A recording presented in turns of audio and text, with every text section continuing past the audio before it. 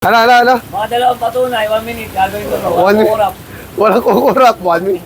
Baka may magalit na naman sa'yo, ha? Walang kukurap.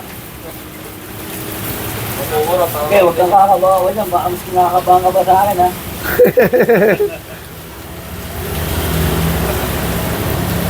Yan guys. So ngayon na lang ulit nakapagkala si Kulot. Kukunin niya raw ng 1 minute. Walang kukurap. Walang kukurap. 1 minute ang putik. Nag-snap si Thanos na to. Baka ba kayo, guys?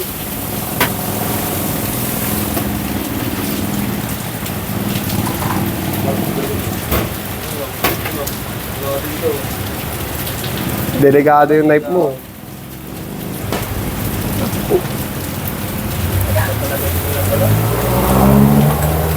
Time check.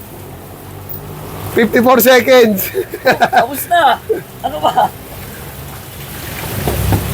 Sige, tol. Primal cut pala yun. Primal cuts pala yun. 1 minute primal cut. Kunin mo dapat ng 3 minutes.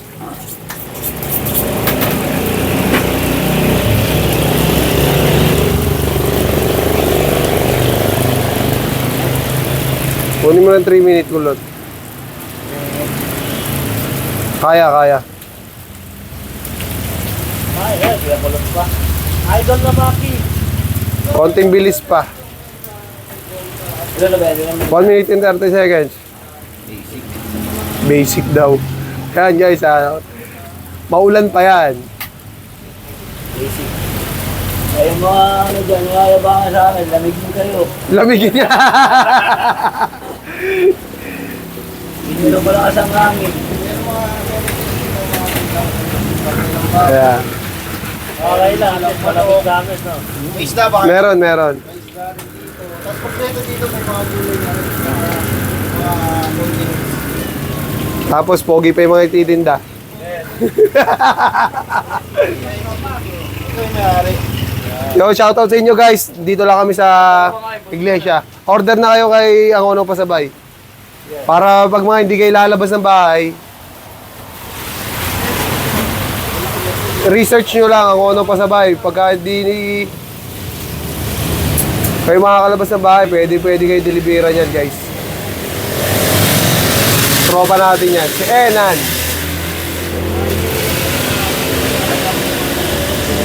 Ganito pagkakalas yung ginagawa ni Kulot sa shoulder blade kasi dito siya komportable. Yan. Hindi niya talaga binibilisan para makuha yung 3 minutes. Inaayos niya lang yung pagkakalas mga kaibigan. Sabi nga niya, yung mga nayayabangan daw sa kanya, lamigin kayo! Lamigin kayo ngayong umaga. Perfect sa panahon. Paala nga kayo. Pag ako dumali. Puta sa labi.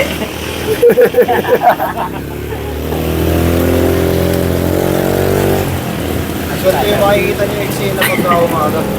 Masaya lang kahit na nahihirapan, Talaga. ini-enjoy lang. Bumubutas ng labi. Oo. Ano, kala ko ba 1 minuto? Hindi, sa minute. Yan na lang yung pampahay. Bawal kay Meta yun, yung pumuputok yung labi. Ay, niwa, dumudugo lang ako. Sinisip-sip ko lang eh. Dumudugo lang, sinisip-sip ko lang.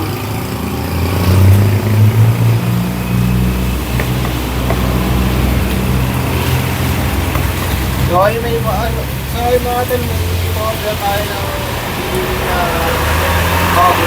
Dito na natin dito kasi ito. Bago natin. Bagong katay, tsaka inuhugasan niya pag gigiling. Yan.